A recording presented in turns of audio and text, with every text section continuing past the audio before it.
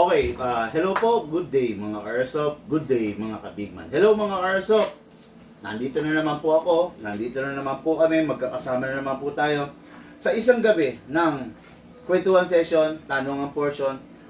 Today is our episode 123. Layo na narating natin mga Airsoft. Pero before that, bago yan mga Airsoft, na hayaan nyo po muna akong pasalamatan yung ating mga Airsoft sa iba-ibang dako, okay? Maraming salamat po. Number 1, nakakatawa ng puso at nakakasaya ng damdamin. Arman Reyes. Si Sir Arman Reyes ay taga Alberta, Canada. Pero nandito na siya ngayon sa Pinas. Dito siya magpapasko.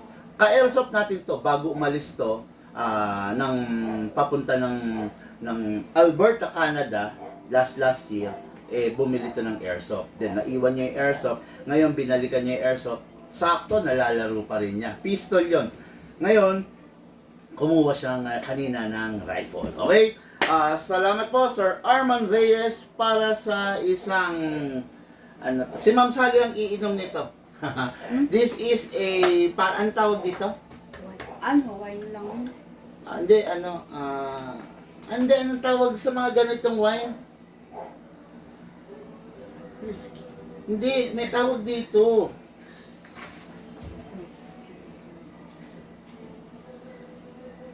Basta may tawag dito eh. Hindi, red wine. Halatang Hindi, pasensya na mga Airsoft kasi hindi ako umiinom ng wine.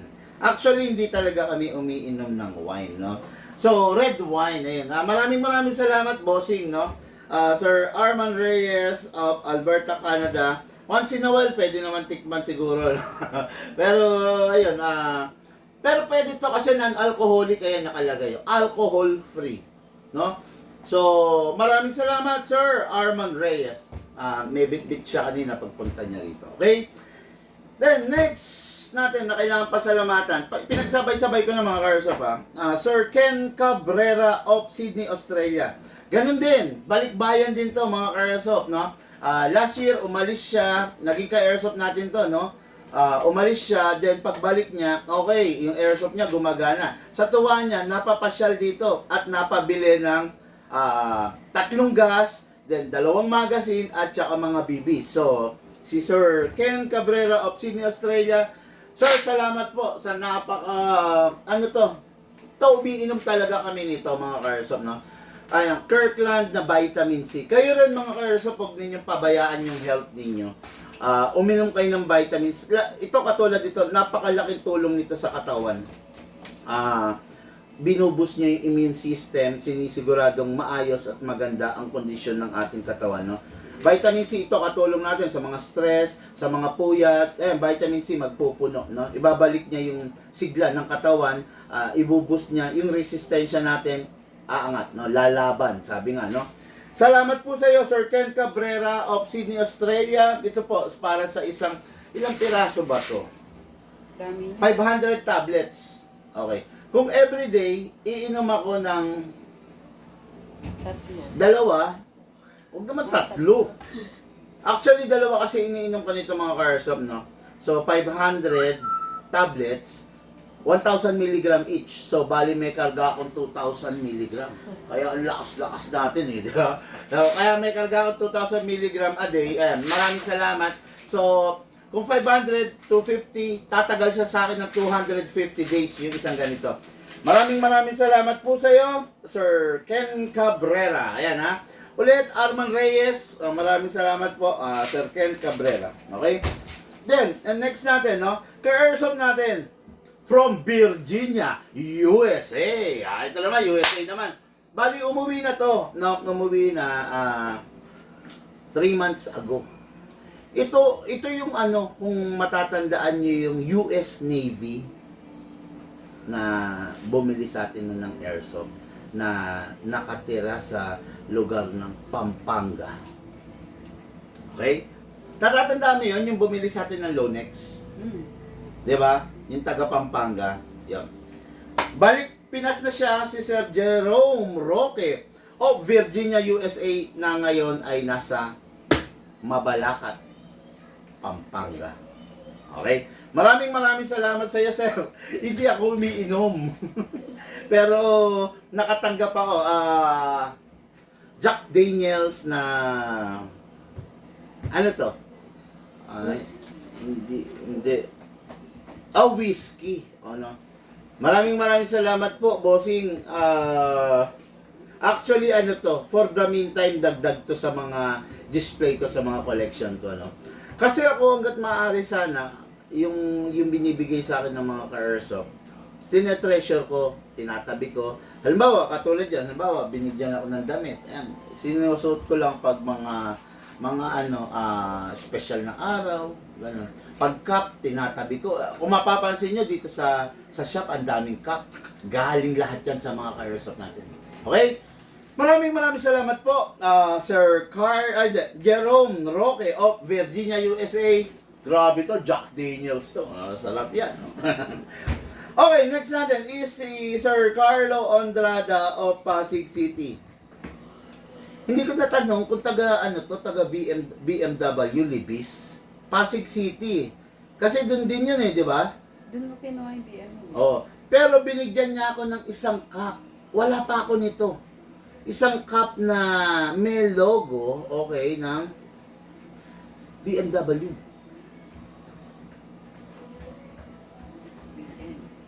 Grabe. Ano to Logo to ng Motorrad Sport. BMW. Ayan, no? Ayan, binigyan niya ako ng isang cup. Napakaganda, oh. Parang parang ito yung mga cup na sinusuot pag nag-golf, no? Parang, di ba, no? Grabe, ganda, oh. Diba, oh? Oh, ito yung mga pang-golf na, pero ang ganda, no? All white siya, grabe, kapitin ng dumi lang to, no? Kailangan, isusuot natin to pag hindi mainit ang panahon. Kasi pag mainit ang panahon, magpapawis tayo, no? Ayan. Napakaganda, bossing. Maraming salamat po sa cup na binigay mo, Sir Carlo Andrada, Pasig City, no? Let me know, Sir Carlo, kung taga BMW Libis. No? May i-inquire ako Okay. Maraming salamat po sa cup. Okay, then, last but not the least, Sir JR of M3 Reptile Farm of Urdaneta, Pangasinan. Another cup, mga airsoft, nakikita nyo, M3 Reptile Farm. Reptile Farm. Okay yan, napakaganda cup na binigay sa atin ng ating ka-airsoft na si Sir JR, no? So, bali kay Sir JR, siya yung mga supplier ko ng mga tortoise, ng mga bago kong kinakabaliwan, okay, na mga Aldabra and Sulcata. Okay? Sir, maraming salamat po sa cup. Yan, display natin dyan yung mga binigay sa atin para, ayun.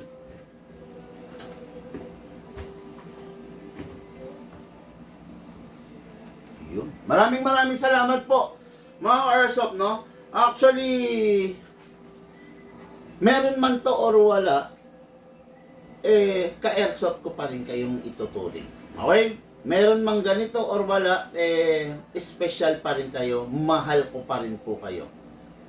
Ayan. Grabe, no? Yan. Hindi kailangan to, pero dahil meron, mas okay. Pero, maraming salamat po, no? Nagulat ako kasi nagdatingan, tapos ayun, hindi ko inaasahan Hindi naman nagpasabi yung ating mga ka-airsoft na magbibigay sila, di ba? Okay. Anyway, mga ka-airsoft, dire-diretso na po tayo sa ating kwentuhan session, tanungan portion, episode 123. Okay. Question number 1. Okay, big man. Bilang isang newbie, ano sa Glock ang maganda para sa akin? As in, first time ko pong hahawak. Okay. Hayaan natin sagutin to ng ating kasamahan dito sa big man na si Lucas. Okay? Lucas, bilang isang newbie, ano daw yung Glock na maisasuggest mo para dun sa ka-airsoft natin? Anong model, anong version na Glock? Glock 17. Okay, Glock 17. Sa Glock 17, mga Karsop, meron tayong top of the line, meron tayong rare, meron tayong high-end, meron tayong standard. Ano dun yung masasuggest mo? Standard. Yun, standard. Tama naman. Tama yung sinabi niya, no? Go for the Glock 17 standard. Marami kasing version ng Glock. Merong Glock 17, merong 18, merong 19, may 23, merong 26, merong 34, merong 35, may 27. Nakakalito, di ba? Ang dami. Hindi mo alam tuloy kung saan ka magsisimula. Pero, bilang isa nga sa sinuggest ni Lucas at inire-recommenda ko rin, go for the Glock 17. Okay. Ngayon, regarding sa brand, ibang usapan po yun. Okay? Anong masasuggest mo na at least pinaka-dissenting brand para sa isang Glock 17? Kahit hindi high-end. WE. O yun. Tama naman yung sabi niya. Go for the WE. No? At least WE Taiwan. Huwag po kayong bibili ng China. No? Hindi naman sa sinisiraan ko yung China. Kaya lang, sabi mo kasi newbie ka eh. Di ba? Since newbie ka, dapat makakuha ka ng unit na maayos. Hindi porket newbie ka, kukuha ka ng unit na may pinapagawa mo. May pinapa-upgrade mo. May nasisira. Di ba? Bilang isang newbie, nakakainis, napakapangit na pangyayari yung mayat maya mag-upgrade ka, mayat maya magpapa-repair ka. Okay? Go for the decent brand, Taiwan brand, WE, Glock 17, okay na yan. Pwede na yan, no? Pero hindi naman ibig sabihin na yun yung pinaka-the best na unit para sa'yo. Yun lang yung maisasuggest namin bilang isang newbie, di ba? Pero hindi ako magsasuggest na dahil newbie ka, kuha anong pinakamura, kuha anong pinaka-budget meal. Tandaan mo to ha, isa lang yan. Bakit naging budget meal yung isang unit? Kasi low quality. Okay? And I just hope nasagot ko ng tama, maayos at maliwanag yung question ng ating ka-airsoft.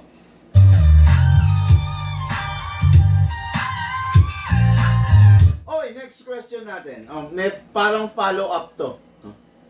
Big Man, ano ang mas okay sa'yo? May single fire or may rapid fire sa mga Glock edition? Okay, hayaan ulit natin sumagot yung kasama natin na si Lucas, okay? Lucas, bilang isang newbie, mag-Glock ang suggest mo. Tama? Mag-Glock. Ngayon, regarding dun sa features ng unit, anong mas masasuggest mo?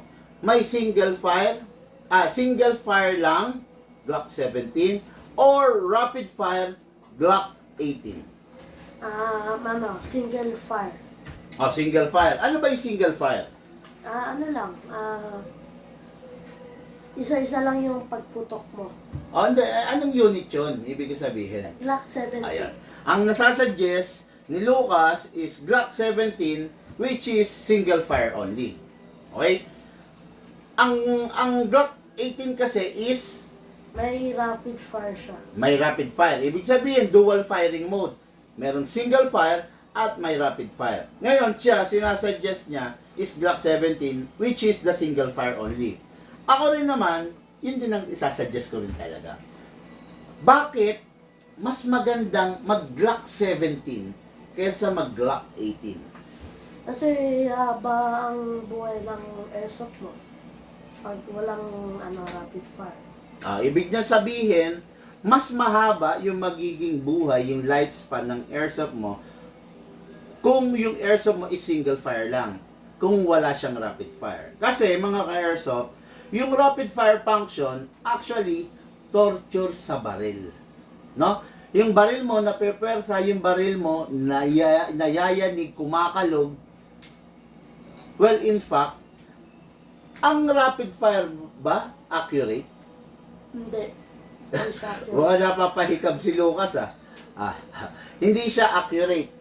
Bukod sa hindi accurate, malakas siya sa Sa gas. gas. Malakas sa gas ang may rapid fire. Siyempre, rapido di ba? yung malakas din siya sa bibis. Kasi hindi tumatama eh, di ba? Ito kung mga karso pa, pag nag-rapid fire ka sa pistol, sa Glock 18, yung 10 bibis na papakawalan mo, ni isa walang tatama. Mahirap tumama kung ang ginagamit mong mode is rapid fire pagdating sa pistol. Okay? Ibang usapan niyo sa rifle at ibang senaryo natin sasagutin yan. Okay? Ngayon, ang single fire is mas accurate than the rapid fire. Ang single fire mas reliable than the unit na may rapid fire. Ang single fire ay mas durable against dun sa unit na may rapid fire. Maraming advantage ang single fire compare mo sa rapid fire. Okay? And I just hope nasagot ko ng tama, maayos at maliwanag yung question ng ating ka-airsoft.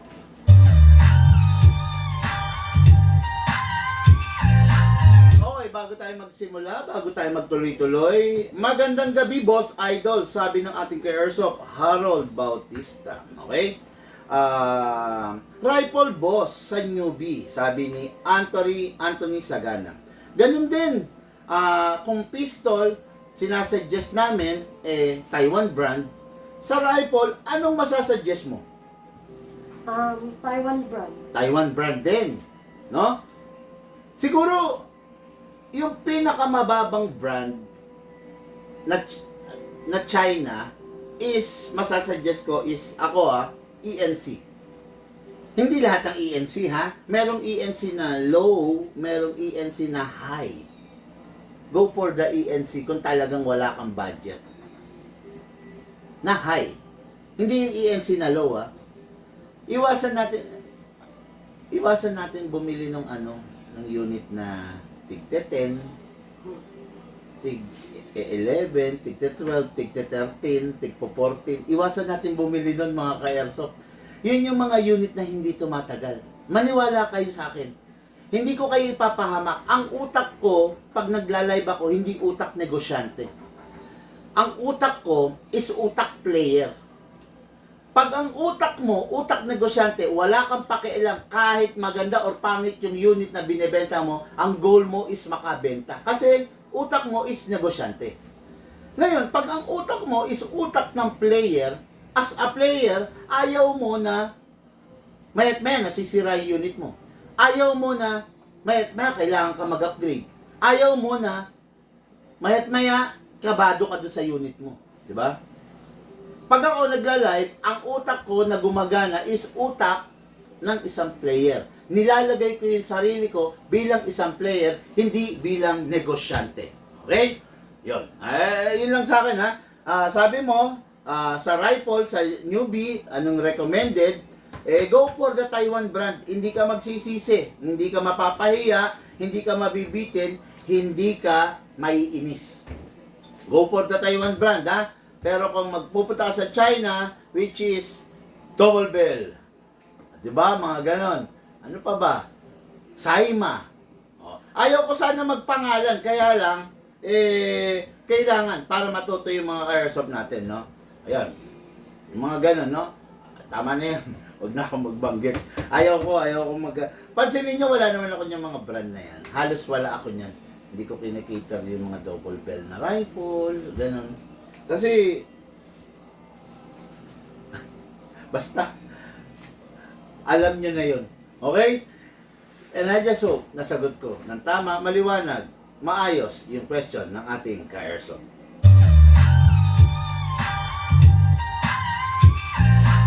Okay, next question natin. Big Man, bakit lifetime warranty sa'yo? Bakit sa iba hindi? Hindi ba pwedeng lifetime warranty lahat? Bakit lifetime? Sasagutin ko na lang yung sa akin. Bakit lifetime warranty ako? Kasi nga, tulad ng sinabi ko sa inyo kanina, inilalagay ko yung isip ko sa isip, sa pagkatao, sa katayuan ng player. Hindi ko inilalagay yung sarili ko sa katauhan ng seller. Sa katauhan ng player, yung player gusto niya na merong kasiguraduhan na yung unit niya kung sakaling masisira, marirepair. Kasi ayaw niyang masayang yung perang ginastos niya. Yun ang katayuan ng player.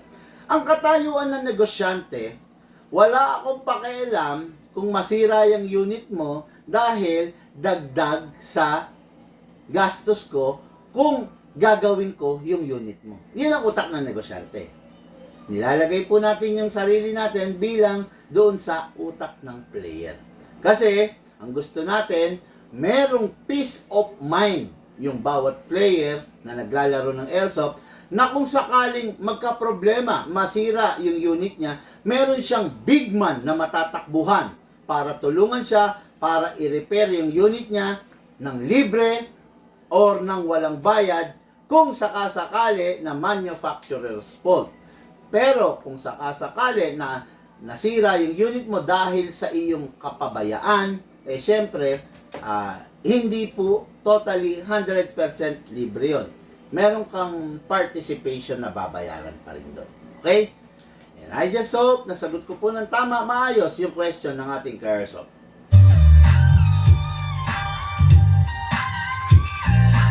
Okay mga Caresoft, before we proceed, hindi ako magsasawang pasalamatan Sir Arman Reyes of Alberta, Canada, para dito. Okay? Maraming salamat po sa iyo, Ken Cabrera of Sydney, Australia, para po dito sa Vitamin C. Maraming salamat sa iyo, Jerome Roque of Virginia, USA, para dito sa Jack Daniels na whiskey.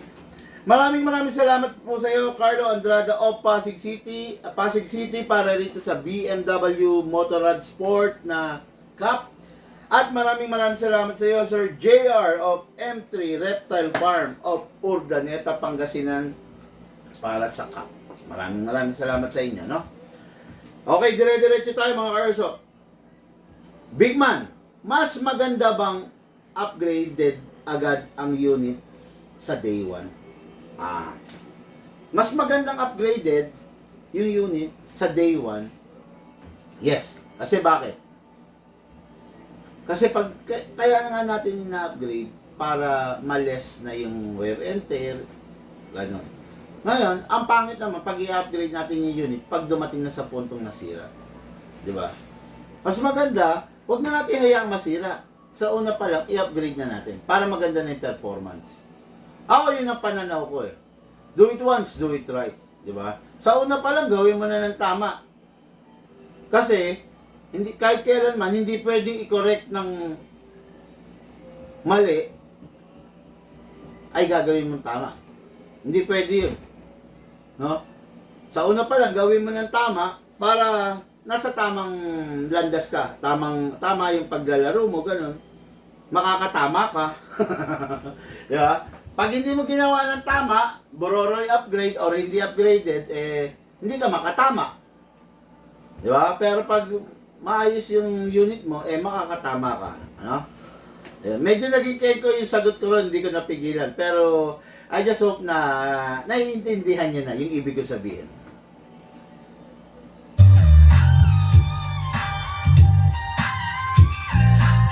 Okay, Big Man, next question. Okay, Big Man. Kung wala akong silicone oil na katulad nung ginagamit mo, ano ang pwede kong gamitin? Pansamantala. Buti merong word na pansamantala. Kasi kung walang word na pansamantala, hindi ko talaga alam kung paano ko sasagutin yun, no? Kung walang oil, no? Pero pansamantala, pwede kang gumamit ng Singer oil. Yung ginagamit sa mga makina ng panahe. No, tanong mo sa lola mo yun. Alam niya yun. Sa lola, sa nanay, sa tiyahin mo, no? Na marunong manahe using the old classic style ng pananahe. Yung, ang tawag doon, Gail? Yung inaapakan? Makina ng panahe, no? Sewing machine. Ayun, no? Yun, pwede yun. Yung ano yun, yung Singer oil. Kasi walang scent, walang color yun, walang any contaminants na nakahalo. No? Purely oil lang yun. Okay? Yan ang just hope nasagot ko po ng tama, maayos yung question ng ating ka-Elso.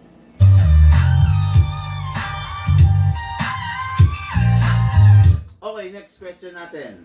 Ay, dito na. Oy, Raymart Kayamada, Sir, planning to buy VFC Humarex Glock sa inyo. Pa-clarify po kung SRC or VFC Humarex yung sa inyo. Actually, meron rin kaming VFC na Humarex. Meron din naman kaming SRC Humarex. No? Kung VFC Humarex, okay lang naman. No? Kung SRC Humarex, okay lang rin naman. Depende sa iyo, no? Pero, medyo limited tayo pagdating sa warranty regarding sa VFC Humarex. Wala kasing pyesa yan eh, no?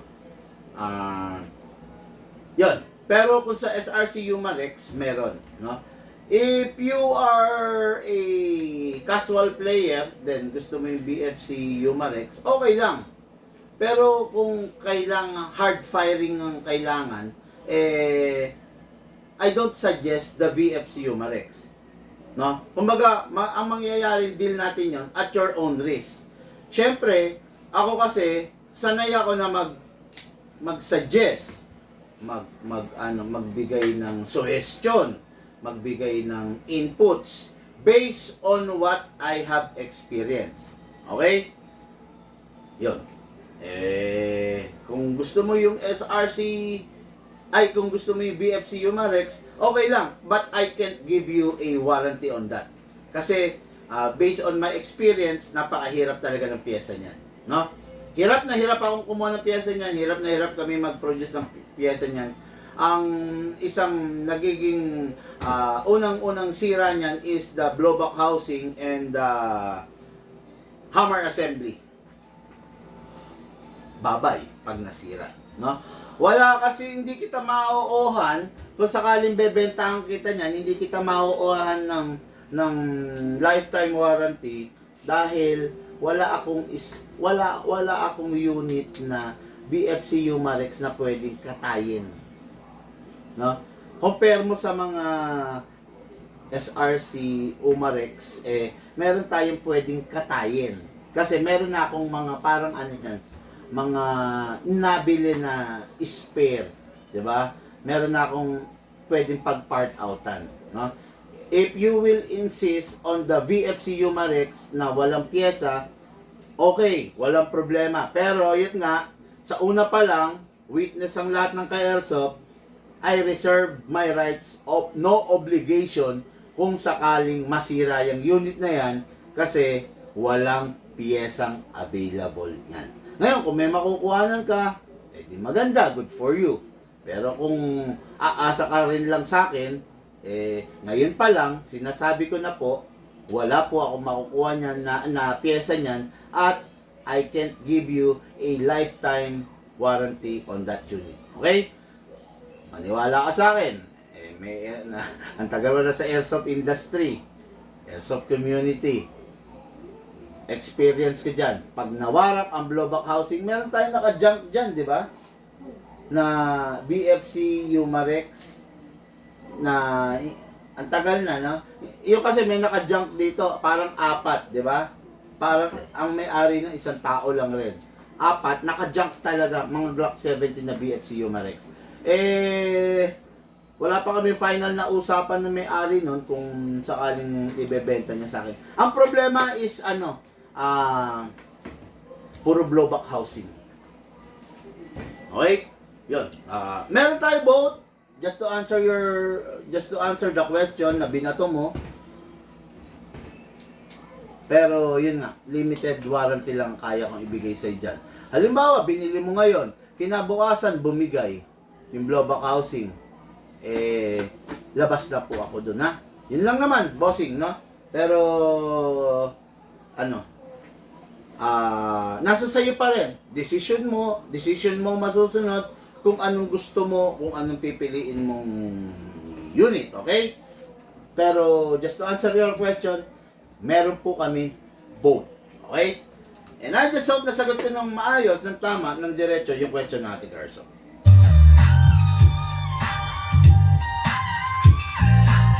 Okay, next question natin is galing kay Sir Julius o Pangasinan. Okay. Okay, Big Man. Kaya pa bang i-repair yung unit ko? Ang unit ko ay ENC. Nadapa po yung anak ko na itukod yung baril, nabali po. Nabali. Hindi ko alam, hindi ko kaya sagutin to nang wala akong reference. Unang-una, hindi ko alam kung anong model. Pangalawa, hindi ko alam kung ano at saan nabali. No? Siguro, hindi ko pwedeng oohan to. Oo, marirepair. Tapos biglang nabali pala dito. Ay, fate. Diba? Hindi pwede. Kailangan makita ko muna bago ako umuo para ano, bossing, sigurado yung sagot ko sa'yo. Okay? And I just hope na sagot ko ng tama, maliwanag yung question ng ating ka-airsoft.